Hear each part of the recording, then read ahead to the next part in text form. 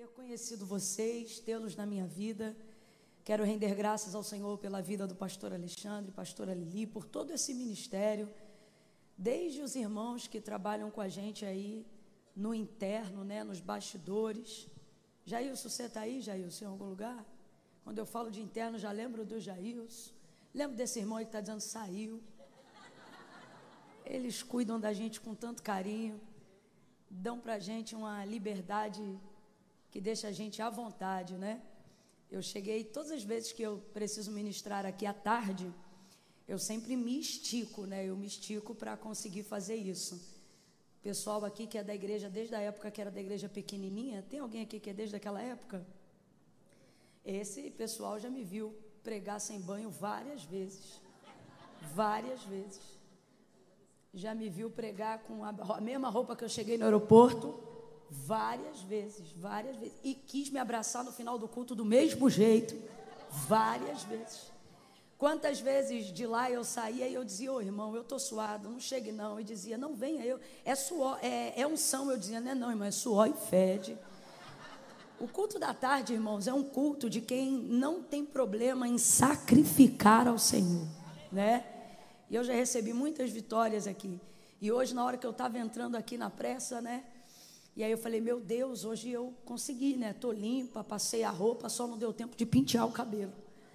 Então eu amarrei e cheguei. E aí o pastor, ele diz assim, viu que eu sentei, está cansada? Dessa vez eu não tive coragem nem de profetizar. Eu disse, estou.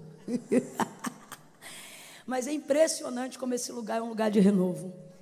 Como eu me sinto em paz, como nós estamos aqui em estado de graça. Olha para o teu irmão e diga assim para ele, você está em estado de graça. Essa paz que excede todo o entendimento, há sobre nós uma graça, uma unção aqui. Você consegue compreender que você está onde você deveria estar, na hora que você deveria estar, com quem você deveria estar? Meu Deus, olhe para alguém aí e diga assim, você está no lugar certo, na hora certa, diga, fazendo a coisa certa. Por causa disso, até o que era para dar errado na tua vida vai dar certo, porque você está no lugar certo, na hora certa, fazendo a coisa certa.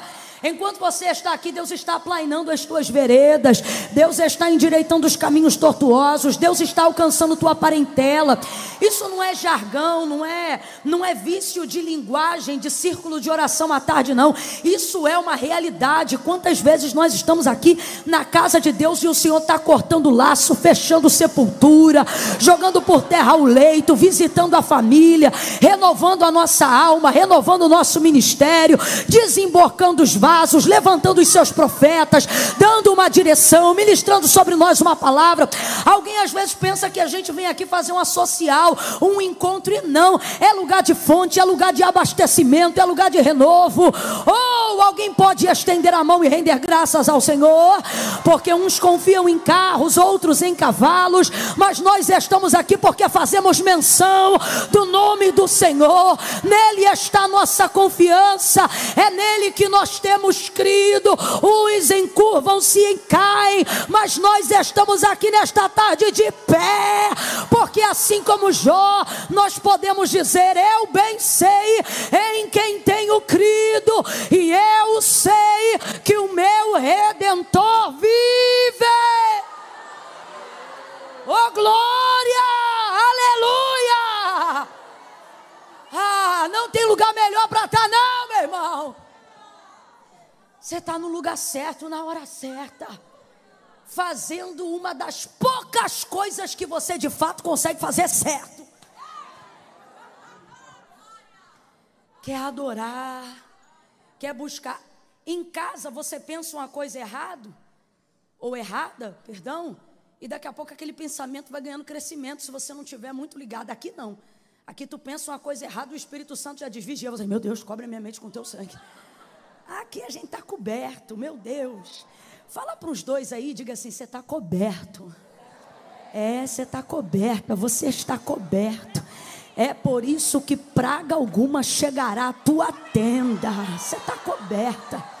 Teus filhos estão cobertos, tua casa está coberta, tua família está coberta. A unção que Deus te deu está guardada. Deus me manda dizer, teu coração está coberto. Olha como eu te blindo, olha como eu te livro, olha como eu protejo o seu coração, para que você não seja defraudada, para que a sua inocência não seja roubada, para que você não se torne um imundo, uma imunda, para que você mantenha seu coração em pureza, pureza é poder. Completa para mim essa frase para eu ter certeza que você está me ouvindo bem. Pureza é poder. Pureza é poder. Por isso o anjo disse para Josué, santifica-te hoje, que amanhã o Senhor fará maravilhas no meio de vós. Muitas vezes, irmãos, o diabo não quer roubar nossa casa, não quer roubar nosso dinheiro, não quer roubar nosso status, não. Ele quer roubar a nossa pureza. Ele quer roubar a nossa pureza, porque pureza é poder. A Bíblia, por exemplo, diz, evangelista Tiago afirma que a oração de um justo muito pode em seus efeitos. Certa feita eu ouvi uma frase que eu acho ela muito boa, mas ela não carrega toda a verdade, né? Aonde diz assim, a oração não é poderosa por causa de quem faz, a oração é poderosa por causa de quem ouve. E isso é uma parte da verdade, mas não é toda a verdade. Porque se fosse toda a verdade, não precisaríamos, por exemplo, selecionar pessoas para interceder pela nossa vida. Fala a verdade, você pede qualquer pessoa para orar por você? E ainda que você peça, você não está botando fé em que toda pessoa que orar por você, Deus vai responder a oração dela, porque a oração que provoca de Deus correspondência não é simplesmente a intercessória, porque ouvir, irmão, Deus ouve todas as orações. Não há oração que Deus não ouça, assim como não há blasfêmia que Deus não escute. Agora, o que gera correspondência de Deus é a oração de um justo. E olha, não se acha justo igual se acha pipoca na rua, não. Quando o Senhor, ele estava conversando sobre aquilo que ele iria fazer com Sodoma e Gomorra no quintal de Abraão, Abraão vai ouvindo e vai tentando ali proteger seu sobrinho Ló, que estava nas Campinas, que viveriam a destruição que o Senhor estava dando ordem aos anjos para fazer. E aí ele diz assim, Senhor, e se tiver 100 justos, 50, 40, 30... Ele, na verdade, não quer saber nem de 30, nem de 40. Ele quer saber do sobrinho. Mas, para não ficar chato, ele não diz diretamente do sobrinho, para não parecer nepotismo espiritual. Então, ele vai costurando ali, cozinhando pela emenda, para ver se ele consegue convencer. Deus, sabendo o que de fato se trata a conversa de Abraão, vai olhar para ele e vai responder assim, Abraão, não há sequer um. O que ele está dizendo? Quem você veio aqui achando que pode livrar por achar que ele tem obras de justiça, você está muito enganado. E por que Deus vai falar isso para Abraão? Porque na verdade Abraão pensa assim, poxa, meu sobrinho não pratica as obras dos sodomitas, né? Ele não praticava essas obras com as suas mãos, mas, por exemplo, ele desenvolveu um hábito que é perigoso, e que muitas vezes faz a gente perder o que Deus nos confiou, não porque a gente entra com o pé onde não deveria, ou toca com as mãos no que não deveria, ou fala o que não deveria. Olha o que o texto vai dizer, que Ló, ele pegava a sua cadeira e se assentava à porta da cidade. E ele fazia alguma coisa com a mão? Não. Fazia alguma coisa com o pé? Não. Falava alguma coisa com a boca? Não. Mas a Bíblia diz que a concupiscência da vida está nos olhos. Por isso a palavra do Senhor orienta a gente ao quê? Não porei coisas mais diante dos meus olhos. Tem crente que perde a unção, não é porque adultera, não é porque fornica, é porque fica maratonando série que o Espírito Santo não senta para ver. Aí o Espírito Santo não fica, depois ele está vazio, não sente Deus, o céu está de bronze, a oração não sobe, ele não entende porque a concupiscência da vida está nos olhos. Tudo que a alma, o corpo e a sua vida pratica, passa pelos seus olhos. Por isso o Senhor vai dizer, se os teus olhos forem bons, todo o seu corpo será luz. Mas se os teus olhos, entende? Não estiverem no que é bom, não olharem o que é bom, tiverem prazer naquilo que é carnal, naquilo que agrada somente à vista, todo o teu corpo estará em trevas. E quão densas trevas, diz o texto, ele estará. Então tem crente que não entende porque que a oração não é ouvida, porque que está na igreja, mas não sente a presença de Deus, porque que dobra o joelho, mas não se quebranta mais, não chora mais. Aí Deus vai dizer o que para ele? Não há sequer um. O que o Senhor está dizendo? Você está pensando o que, Abraão? Que seu sobrinho Ló, porque não faz com a mão, não faz com o pé, não faz com a boca, é justo? Deixa eu te falar um negócio muito sério, eu não programei dizer isso não, mas Deus está mandando eu dizer aqui. O justo não é aquele que apenas se abstém de não fazer. A Bíblia não considera justo aquele que não faz, ou o homem que você chama de bom. Para Deus, o justo não é o que se abstém, o justo é o que aborrece o mal. Quem é para Deus o justo? O justo não é só aquele que não faz, mas é aquele que confronta quem faz. É aquele que denuncia quem faz. A palavra de Deus diz que o justo, a palavra de Deus não diz assim, pastora Liliane, o justo é bom. Não, a palavra de Deus diz assim, o justo aborrece o mal. Entende? É diferente. E aí o Senhor vai dar livramento a Ló por amor a Abraão, mas não porque suas obras eram justas. Agora Deus está falando de quem, gente? De uma cidade, de uma não, de duas. De duas cidades extremamente povoadas. E esses dias o Senhor estava falando comigo e Ele me disse, e é por isso que eu estou abrindo meu coração em Deus aqui para a igreja. O Senhor estava dizendo, minha filha, quantas intercessões, mas vocês precisam se perguntar por que não está vindo resposta da minha parte. Porque vocês sabem o que pedir, vocês sabem o que querem, mas a pergunta é, vocês têm andado com uma vida coerente a ponto de que ao mencionar ou a falar, Deus esteja disposto não só a ouvir, mas a corresponder? Porque de fato a oração, ela não é poderosa só por causa de quem faz, mas acima de tudo por causa de quem ouve. Só que Deus está dizendo, eu também levo em consideração quem faz. Quando Daniel decidiu verbalizar o pedido de sua oração, o que a palavra de Deus diz depois de 21 dias, quando o anjo vai ao seu encontro? Daniel, tu és um homem muito amado, antes de que a oração chegasse na sua boca, eu já havia enviado resposta, por causa do pedido do seu coração. Então diga para mim, como o céu considera Daniel? O céu considera o que Daniel não só fala, mas considera o que Daniel pensa, considera o que Daniel deseja, por causa da vida justa e reta que ele levava. Ele diz, Daniel, homem muito amado. Às vezes a gente ora horas.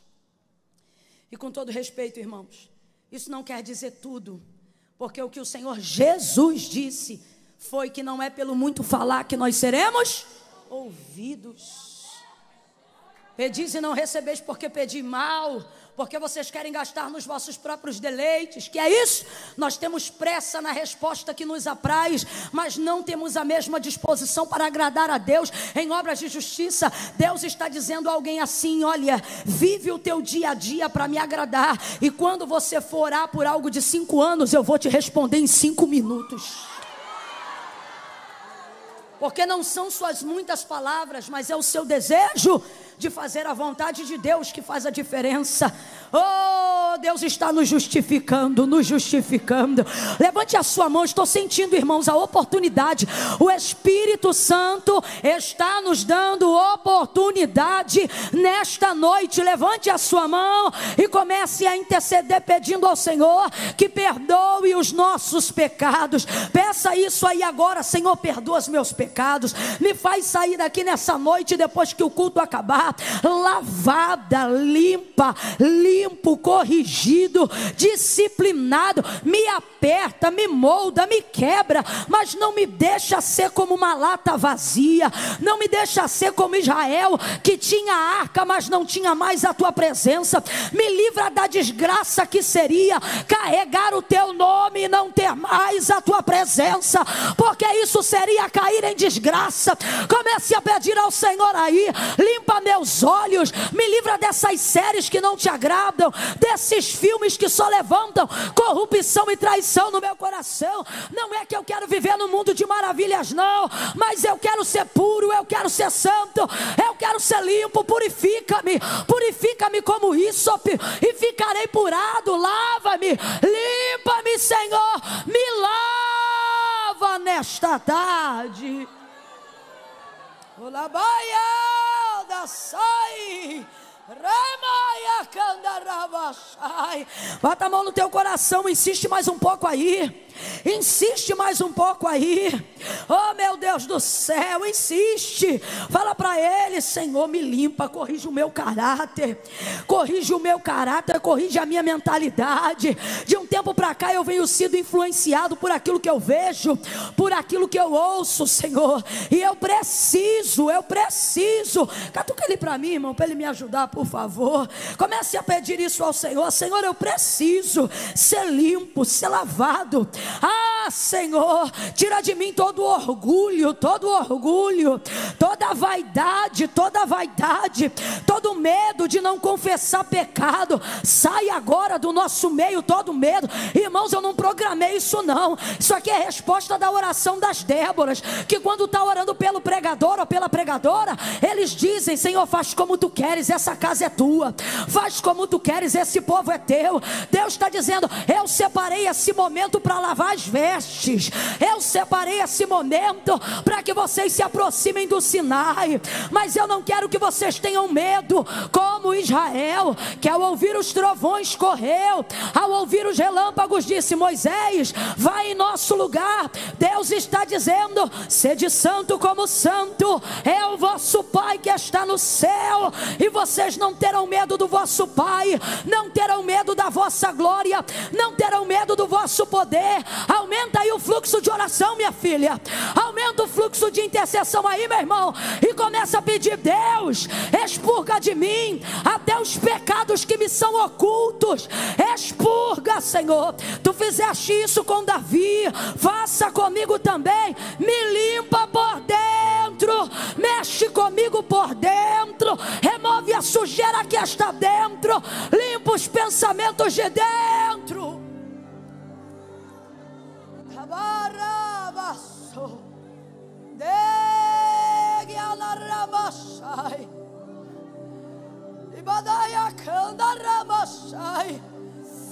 Ah, como Naamã, se tivermos que mergulhar no Jordão, nos dá disposição.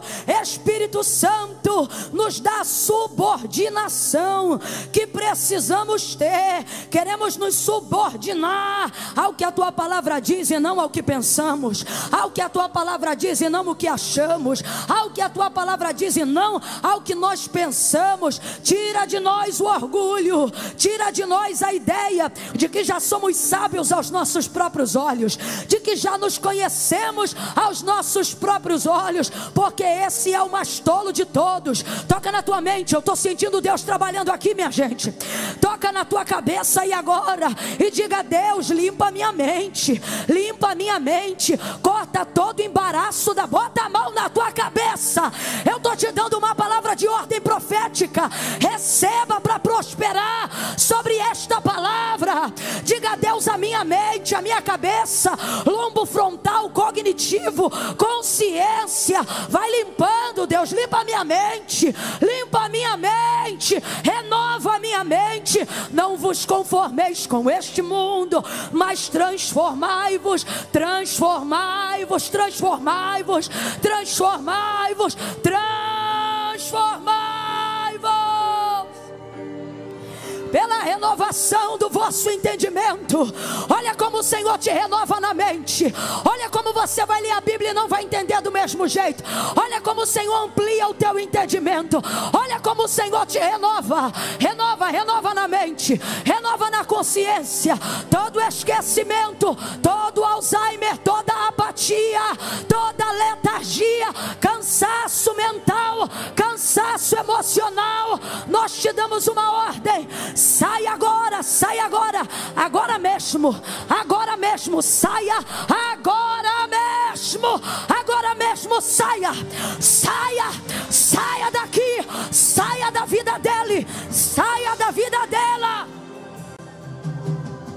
em nome de Jesus. Rebadaço. Quem crê, diga comigo: sai. Tá fraco, diga: sai. Isso, em nome de Jesus. Em nome de Jesus. Amém.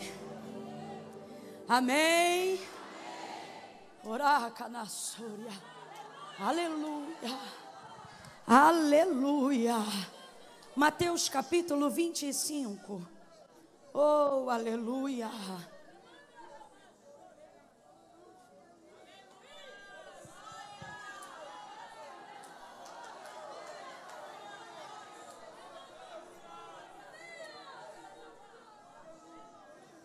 Aleluia. Aleluia. Oh, glória. Oh, glória. Há uma unção aqui. Uma unção nova. Uma porção para hoje. Para hoje. Uma porção para hoje. Meu Deus. Oh, aleluia, aleluia, aleluia. Mateus capítulo de número 25. Quem achou, diga amém. Ah, Senhor, como é bom sentir a tua presença.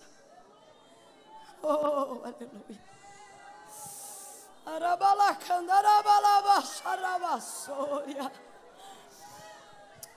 Aleluia, diz assim o verso 1. Então o reino dos céus será semelhante a 10 virgens, que tomando as suas lâmpadas, saíram ao encontro do noivo. 5 eram insensatas e 5 eram prudentes.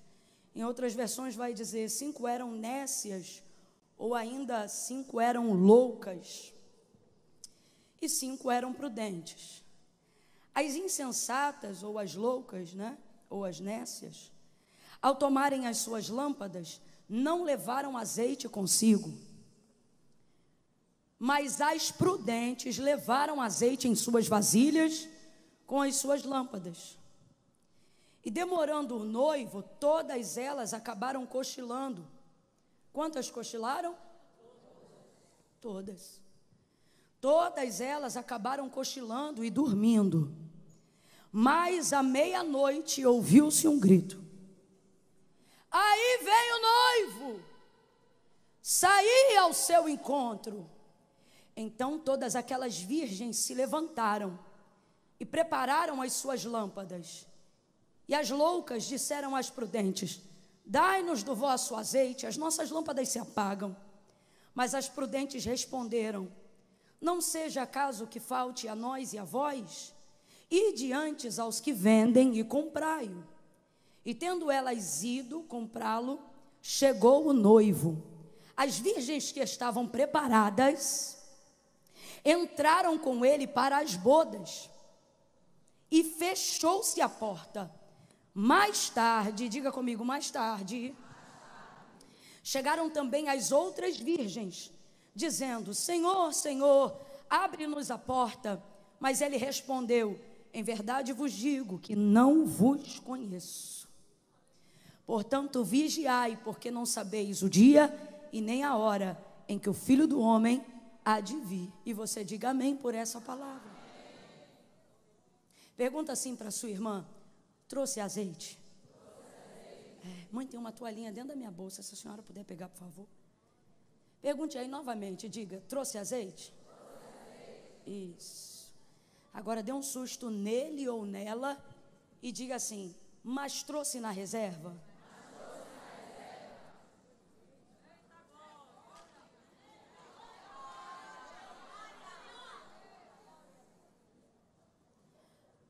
O Senhor, Ele vai, é o próprio Jesus que está fazendo essa analogia, essa comparação, para que haja a compreensão daquele povo, de como eles devem se comportar e de como o reino dos céus se manifestará na vida deles, tendo eles não apenas como espectadores do reino, mas participantes do reino. Veja, Jesus não quer admiradores, Ele quer formar discípulos. Para Jesus, não é o suficiente que você saiba quem Ele é.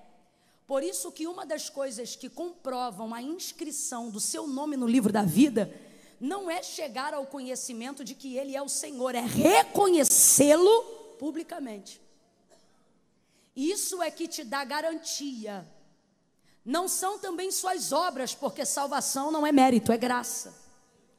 Jesus disse: isso não vem de vós, Essa obra eu vou fazer. Lembra do ladrão à direita de Jesus no Calvário?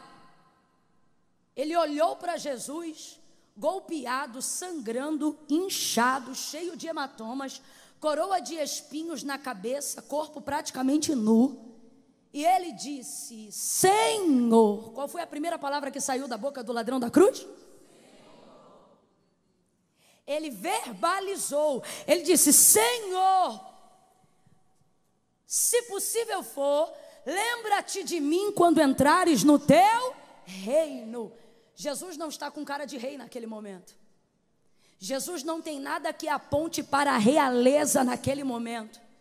Nu, entre dois ladrões, vituperado pelo sistema, deixado pelos seus, desamparado até pelo seu pai, ainda que por um momento, por um instante, isso lhe feria tanto, o semblante era de tristeza e seu corpo completamente envolto em dor. Mas aquele ladrão conseguiu olhar para Jesus e ver nele a manifestação de Deus. E ele não só viu, como ele não guardou isso para ele, ele reconheceu, dizendo: Senhor. Então eu vou perguntar de novo: qual é a primeira palavra que sai da boca daquele ladrão? Senhor. Quando ele faz isso, o que ele está fazendo, Camila? Ele está reconhecendo publicamente Jesus como Senhor. Você vai ver que o S desse momento não é minúsculo em forma de respeito, é maiúsculo em forma de divindade. Dizendo: eu reconheço o que tu dizes, que tu és quem tu dizes ser. Senhor, se possível for, lembra de mim quando entrares no teu reino. Aí Jesus vai responder para ele: ainda hoje. Aleluia. Veja, esse homem se tornou participante do reino na hora.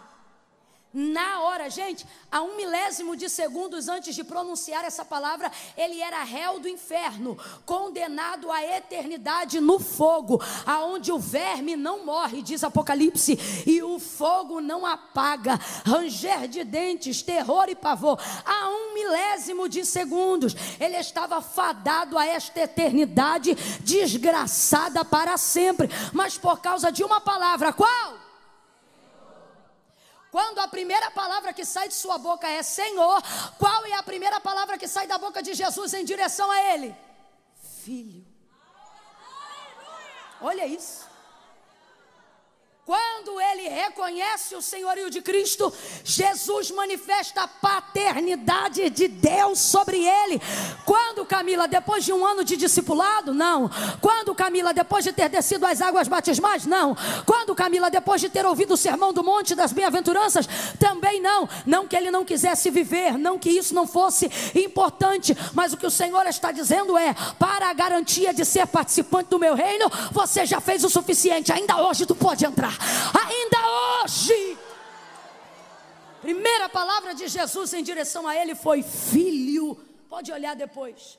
Filho, ainda hoje estarás comigo no paraíso. Então veja, é a nossa capacidade de reconhecer. Por que Jesus contava parábolas? Por que Jesus falava sobre coisas simples e trazia comparações, analogias, histórias simples? Porque ele queria que o povo não só compreendesse a eternidade ou admirasse a sua glória, o seu resplendor, mas ele não queria formar espectadores, ele queria torná-los participantes. É isso que você tem que entender quando você está num culto ou quando você está indo para o seu trabalho. Ele não quer apenas que você observe, ele não quer Nicodemos.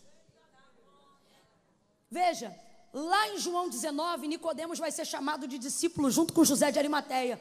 Mas quando Nicodemos já reconhecia que Jesus era o Filho de Deus, porém ele não trazia isso a público porque temia ser extirpado da sinagoga, porque em João 9 já havia sido declarado que todo aquele que confessasse, ou seja, não era saber, o problema era confessar, entende? Quando você sabe, você guarda para você.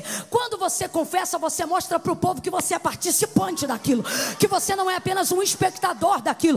Por que tem gente que não se posiciona? Porque sabe, acredita no que é verdade, sabe o que é verdade, diz que acredita na verdade, mas nunca se posiciona, porque sabe que se posicionar vai expor, e quem expõe põe, deixa de ser espectador e tornar-se participante, seja da glória ou seja da prova.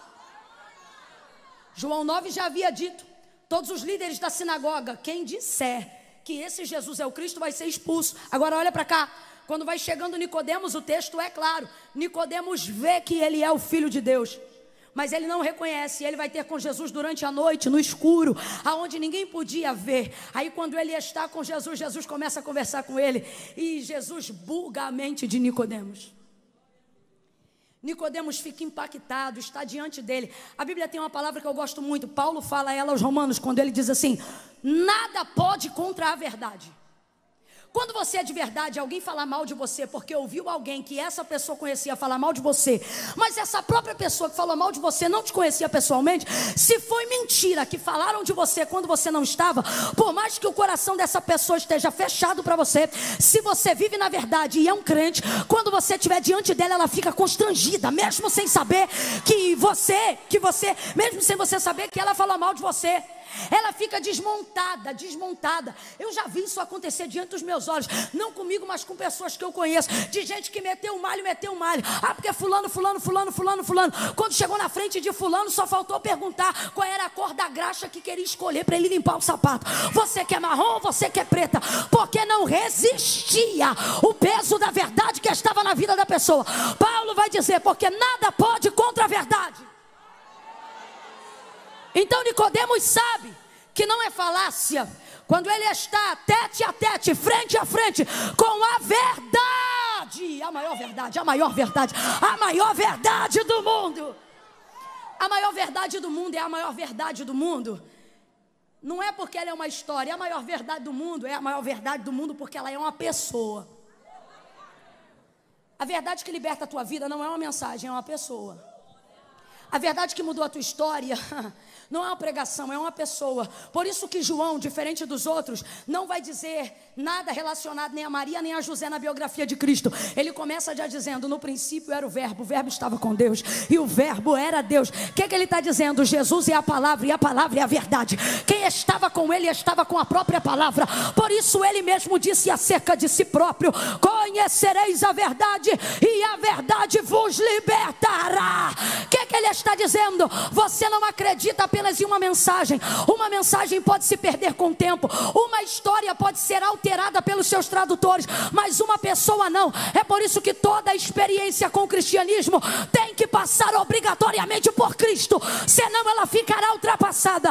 Agora, se a tua experiência com o evangelho passar pelo dono do evangelho, quem? Cristo, ainda que te tragam outro evangelho, nada vai arrancar a verdade da experiência que você viveu com Cristo. Quem está entendendo isso, levante a mão. Se você já teve um encontro com Ele, reaja e glorifique-o nesta tarde. Aí quando Nicodemos está conversando com ele, por causa de tudo isso que falamos aqui, ele não tem condições de duvidar. A verdade, Cristo, é alguém que você pode até falar mal dele, até conhecê-lo. Depois que você conhece ele, a experiência que você vive com ele é mais forte do que qualquer mentira que tenham te contado, ou do que qualquer dúvida que você tenha sentido. Você pode sair até sem saber explicar o que sentiu, mas você não tem como dizer que o que você sentiu não foi algo sobrenatural. Eu me lembro de 2 soldados que foram enviados por Roma para prenderem Jesus num dia que ele estava pregando na sinagoga. Foram 2. Quantos soldados? 2. Só que eles pensaram: não vamos fazer escândalo porque ele é muito amado do povo. Espera o culto acabar. E para esperar o culto acabar, eles tiveram que ir. Só que Cristo é assim: você vem como espectador e termina como participante. Daquela palavra que ele estava ministrando na sinagoga, o texto diz que os homens não conseguiram pegar ele. Quem tinha força para pegar ele? Acabou a força. Gente, acabou a força. Nada pode contra a verdade. Cristo é a verdade. Agora está Nicodemos diante dele, vendo a verdade. E ele sabe que Jesus é o Filho de Deus. Só que ele tem medo de confessar. Então você vai ver que no encontro de Nicodemos com Jesus, ele já sabe que Jesus é o Filho de Deus, mas enquanto não reconhece, nem João, nem Mateus, nem Marcos chama ele de discípulo. Porque enquanto você não manifesta o reino, você é espectador. E para espectador, o único lugar dele no reino é do lado de fora, olhando. Você vê os outros sendo abençoados, mas não é. Vê os outros contando testemunho, mas não conta. Vê os outros intercedendo, mas não intercede. Vê os outros orando, mas não ora. Vê os outros crendo, mas não crê. Diz que Deus faz, mas tem que contar a história do que Ele fez na vida do outro. Porque desde que tu é espectador, você só fala o que Deus faz na vida de quem está dentro.